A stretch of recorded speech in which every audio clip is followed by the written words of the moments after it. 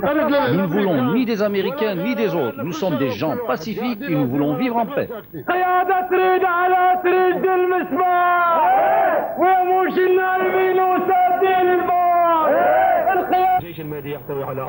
L'armée d'El Mahdi est composée de médecins, d'enseignants, d'universitaires, de gens simples de tous bords.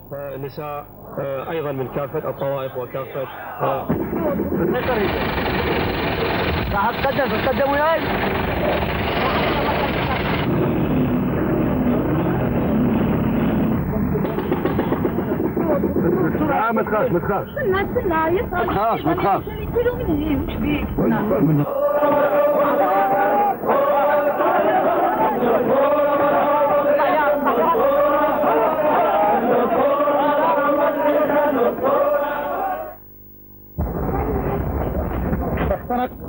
Il a traversé la fenêtre et le projectile a explosé et causé de graves blessures à mes 3 filles.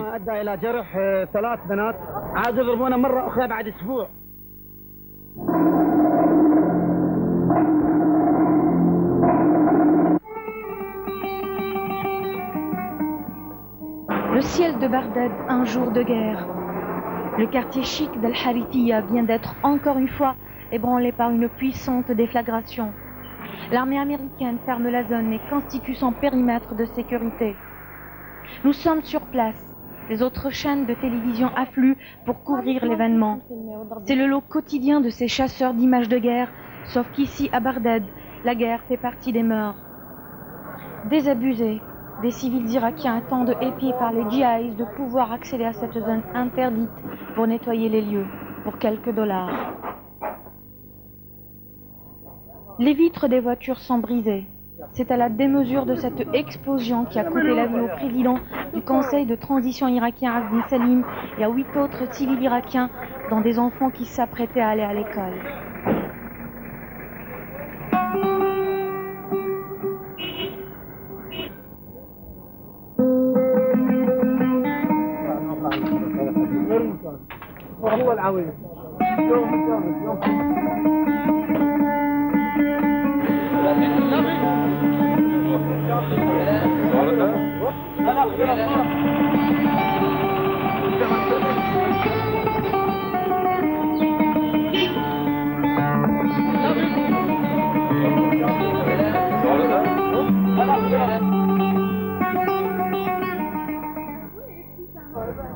Par dépit ou par désespoir, des enfants d'Irak sympathisent avec des djihadistes. En guerre parfois, l'habitude chasse la défiance.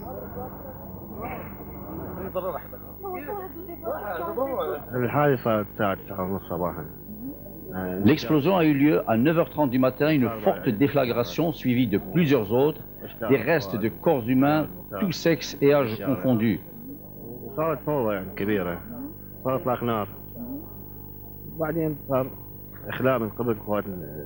Les forces américaines ont vite évacué les blessés et plusieurs voitures ont été brûlées.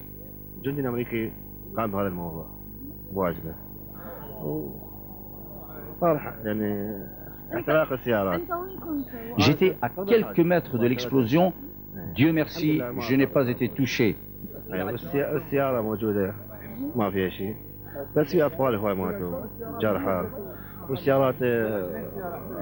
Mais le membre du conseil de transition a été tué. Le peuple irakien en a assez de ces attentats qui ciblent les membres du conseil de transition indésirables dans leur majorité pour les Irakiens.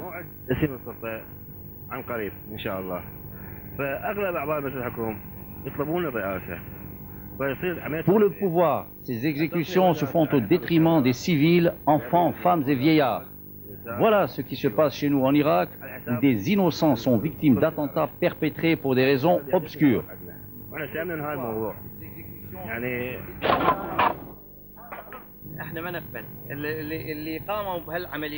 Ceux qui ont commis ces actes odieux sont des terroristes.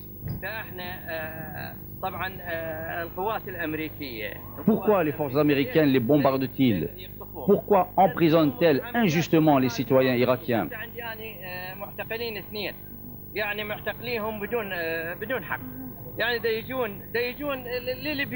Ils viennent chez les gens dans la nuit, ils cassent tout et prennent les hommes. Vous voulez dire que ce qui se passe est une conséquence logique des dépassements américains? Oui, oui, les dépassements américains ont poussé ces terroristes à commettre ce genre d'attentats et à tuer des innocents.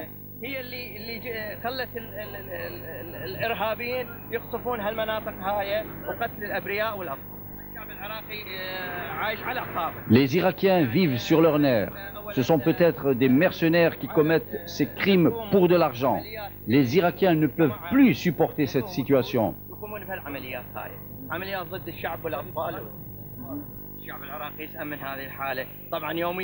Quotidiennement, des milliers d'Irakiens meurent à cause de la présence américaine.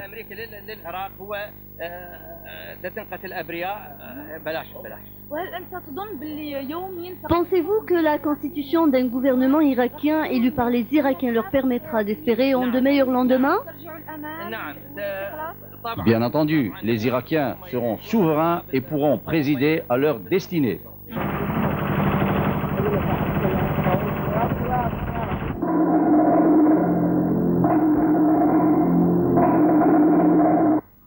Aujourd'hui, nous allons à Abu Ghraib, à la prison d'Abu Ghraib. Les routes de Bagdad ressemblent à son ciel. Elles sont enfumées. Premier abord, Abu Ghraib, cette enceinte infaillible, est encerclée par des raz-de-marée humains. Plus de place pour rien. Venus de tout l'Irak, des milliers de gens attendent d'avoir des nouvelles des leurs. Les marines surveillent. Ils guettent le moindre geste suspicieux. Ils traversent la foule, le regard figé par la peur, la défiance. La voici donc, cette prison. Les Irakiens impatients semblent être habitués aux coups de soleil par ces jours de grande chaleur, eux, déjà très habitués aux coups de feu.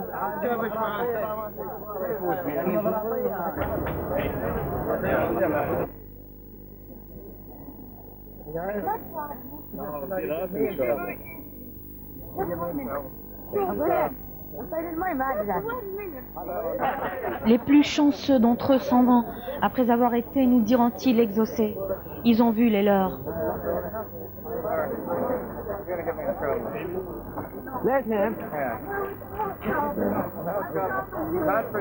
Des commerces ambulants ont été improvisés alentour les remparts d'Abu Ghraib.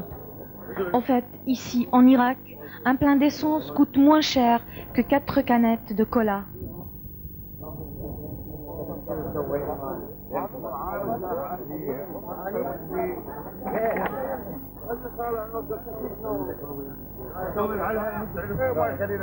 Les Irakiens se rapprochent des djihadistes. Ils essaient de trouver le moyen d'avoir des nouvelles de leurs proches incarcérés à Abu Ghraib. Les Américains les écoutent, mais les comprennent-ils? Ils sont innocents. Ils sont venus à la maison il y a 3 jours et les ont embarqués. Vous les avez vus? Cela fait 3 jours que je suis à Bagdad, mais en vain. J'ai mon frère qui est là depuis 8 mois. Les Américains sont venus. Ils ont encerclé la maison et l'ont pris.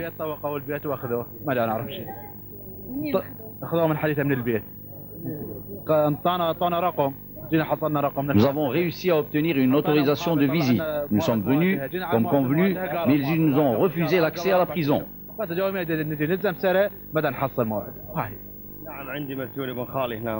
Oui, j'ai mon cousin emprisonné ici depuis 3 mois. On ne sait pour quel motif. Et c'est la 3e fois que je viens ici à Abu Ghraib, mais en vain. Quel crime a-t-il commis? Et quels crimes ont commis les citoyens qui ont été pris dans les rues?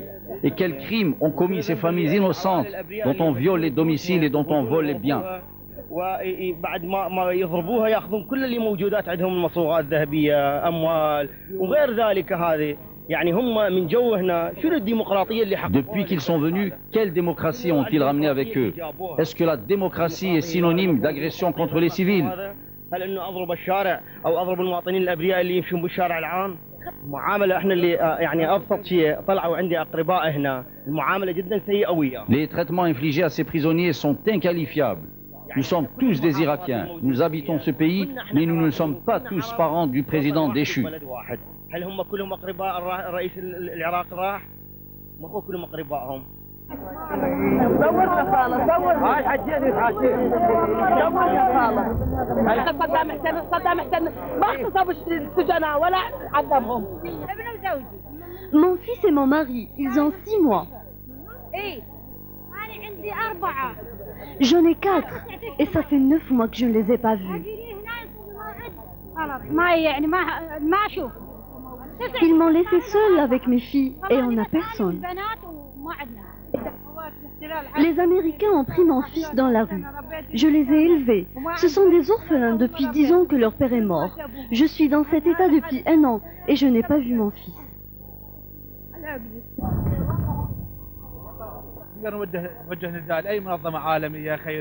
Nous lançons un appel aux organisations internationales pour qu'elles constituent des commissions d'enquête qui s'enquériraient de l'état de ces prisonniers, à quelle durée ont-ils été condamnés, pour que eux, ils sachent et pour que nous, leurs proches, nous soyons rassurés. Nous voulons seulement une solution, qu'ils affichent des listes avec les dates des visites. Comme ça, tout le monde sera fixé. Pourquoi nous font-ils languir?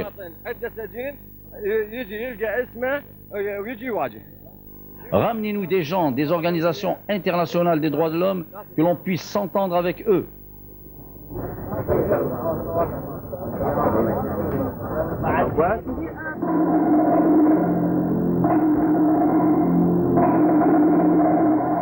Direction Karbala, la cité chiite qui abrite le tombeau de Hussein, petit-fils du prophète Mohammed, que le salut et la paix de Dieu soient sur lui. Hier, la ville a été bombardée par les Américains. 30 victimes ont été déplorées, dont des membres de l'armée El-Mahdi. Les ruelles de Karbala sont vides. Ne retentissent ici que les bruits des balles échangées entre les Américains et l'armée d'El-Mahdi. Les habitants de cette ville sainte ne sortent que pour aller à la mosquée de l'imam Hassan faire leurs prières. Ils sont désabusés.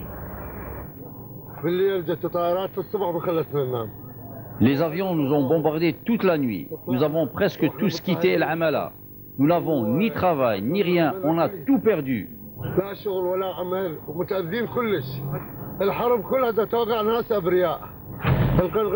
Les innocents sont les victimes de cette guerre.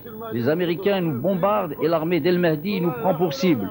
Nous sommes mis à mal par les deux parties. Nous voulons une solution comme cela a été fait pour le Fallujah.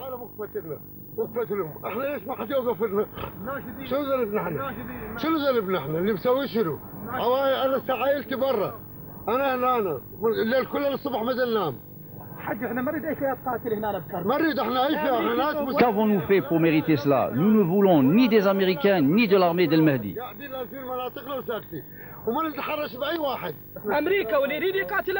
Les États-Unis et ceux qui les combattent doivent sortir de Karbala. C'est une ville sainte qui accueille des pèlerins de partout dans le monde, pas seulement d'Irak. C'est une ville qui appartient aux chiites du monde.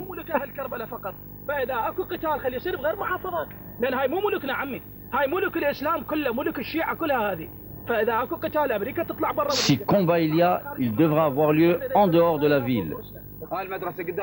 L'école est fermée depuis très longtemps. Nous n'avons rien.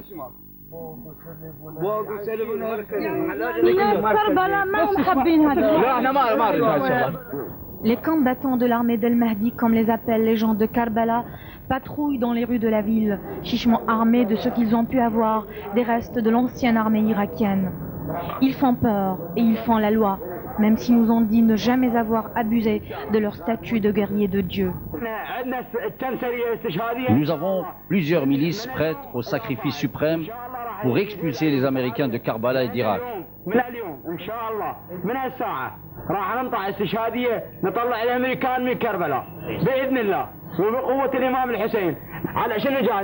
Pourquoi nous battons-nous?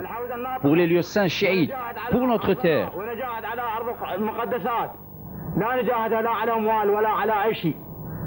Nous ne nous battons pas pour l'argent et ceux qui vous disent le contraire le font par dépit, parce que leurs intérêts ont été touchés.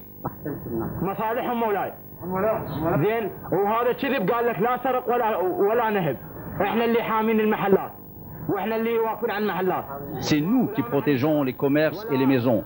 Nous sommes l'armée de l'imam el-Mahdi.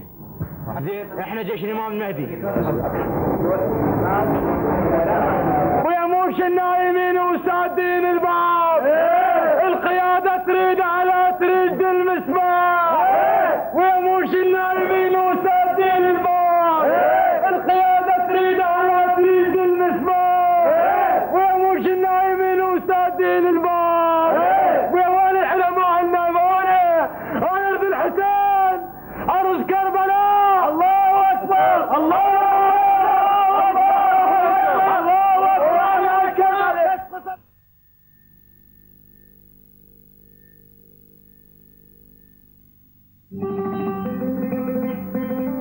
Nous voilà donc à Najaf, la capitale des 170 millions de musulmans chiites que compte le monde.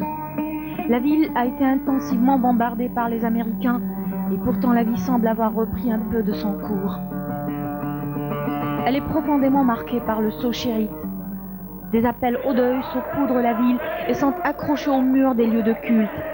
La voici, la mort.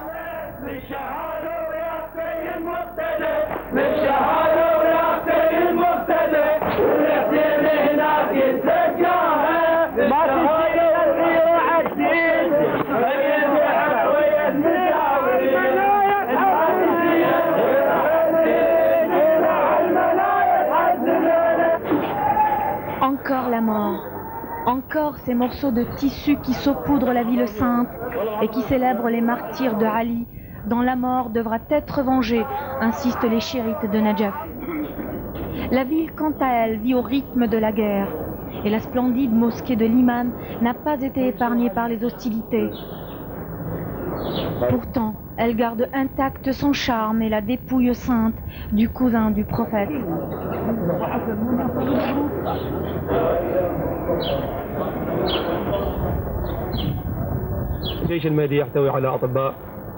L'armée d'Al-Mahdi est constituée d'enseignants, d'hommes et de femmes de toutes les franges de la société. أيضا من كافة الطوائف وكافة الشرائح المجتمع كما تعلمون أن عهد صدام L'ère de Saddam a entraîné les Irakiens dans des guerres interminables. Conséquence, tous les Irakiens sont armés.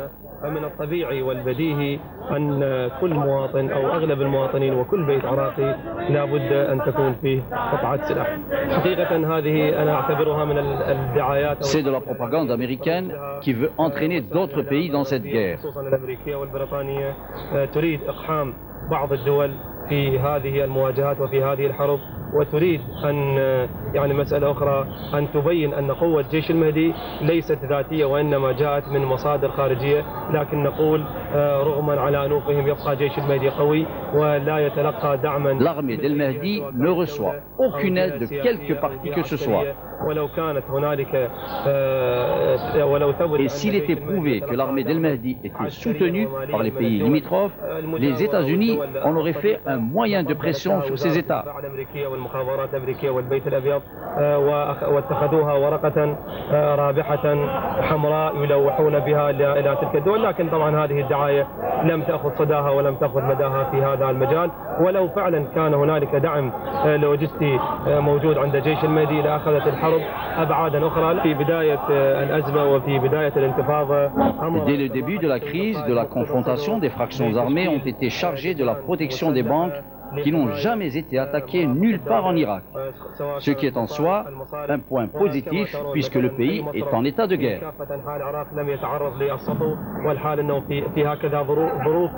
من الطبيعي أن يتعرض للسطو لكن لم يتعرض أي مصرف في العراق للسطو.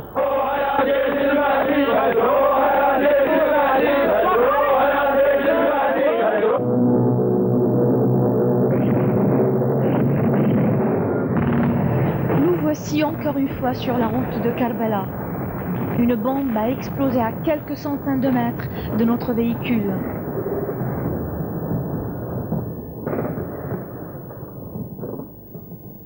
Des accrochages éclatent entre les djihadistes qui déjà ont fermé la route et l'armée d'Al-Mahdi.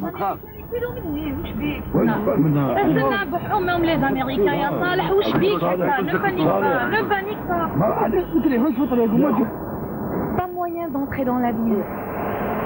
Nous attendons sous le soleil d'Irak que les Américains ouvrent la route. L'attente est longue. Les GIs encerclent cette zone à la recherche des combattants d'El-Mahdi. Les gens sont patients, sans doute résignés. Pendant ce temps, Abou Hamid, le chauffeur, nous raconte une autre histoire de sa guerre, celle que militaire il avait livrée avec l'Irak à l'Iran.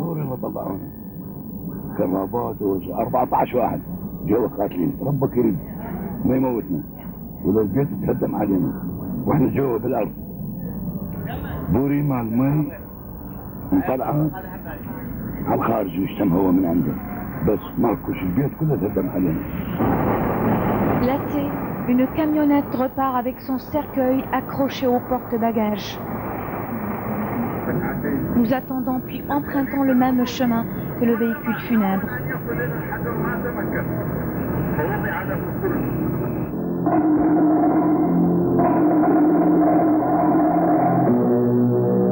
Vendredi à El-Kadhimiya à Bagdad. Par groupe, les fidèles, comme ils s'appellent entre eux, s'en vont à la mosquée pour accomplir la prière du vendredi. Des hommes les fouillent, puis les orientent. Aujourd'hui, sunnites et chiites sont venus ici prier après que Muqtada Sadr ait accepté de négocier avec les Américains leur retrait de Najaf et Karbala. La grande place d'El-Kadhimiya, cette petite bourgade réputée pour le mausolée de cet autre descendant du prophète, l'imam Kadam, semble exiguë. Elle n'arrive plus à contenir cette foule bruyante et impressionnante qui s'en va écouter le prêche enflammé de l'imam. Muqtada Sadr, le chef de cette armée d'Al-Mahdi, ce joufflu dont la tête a été mise à prix par l'armée US et glorifié par les fidèles en ce jour de prière. L'imam enflamme la foule qui réplique au moindre de ses mots.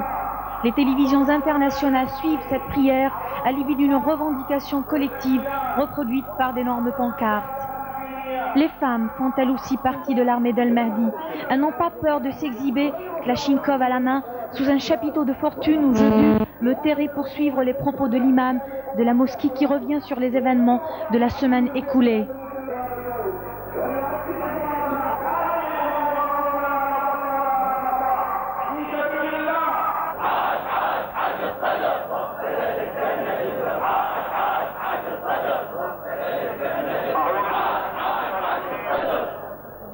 La prière commence et se termine par des mains sans doute armées, mais tendues vers Dieu.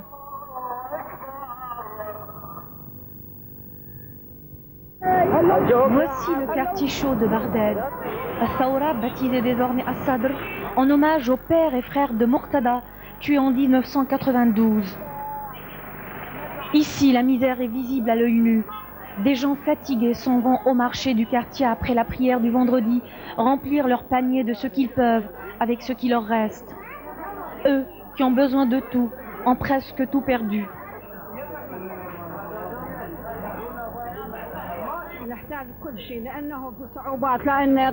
Nous avons besoin de tout et nous manquons de tout. Nous ne pouvons ni sortir ni faire nos courses. On est assaillis par tous et de partout.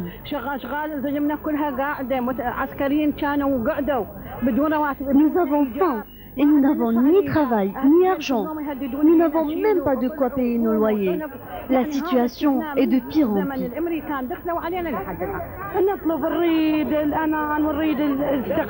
Nous voulons la paix et la stabilité. Jusqu'à quand resterons-nous dans cette situation? Des Irakiens mal logés qui ont peur et qui veulent en finir avec cette guerre. Les ménages de Thawra comprenaient révolution et à l'image des autres ménages d'Irak, essaient tant bien que mal de faire bouillir la marmite. Dehors, les impacts des balles et obus décorent macabrement les façades des maisons de Thawra. Leurs habitants, eux, vivent dans la peur.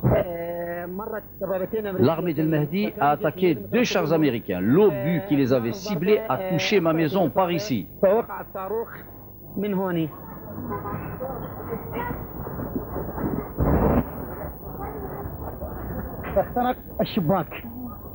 Il a traversé les fenêtres et blessé mes 3 filles. Ils nous ont encore une fois ciblés. Une semaine après, la roquette est tombée sur la terrasse, mais n'a pas explosé. Où est cette roquette? Ici, dans la maison, nous le gardons avec les restes du premier obus. Peut-on le voir? Oui, bien sûr. Ramène l'obus.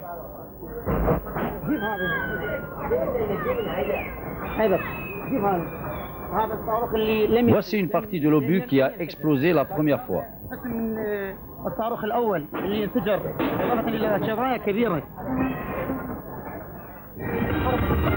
Nous repartons d'Irak fatigués, sensibles à la détresse des Irakiens qui nous ont malgré tout transmis leur courage et leur détermination à vivre en paix. Mais la route est encore longue.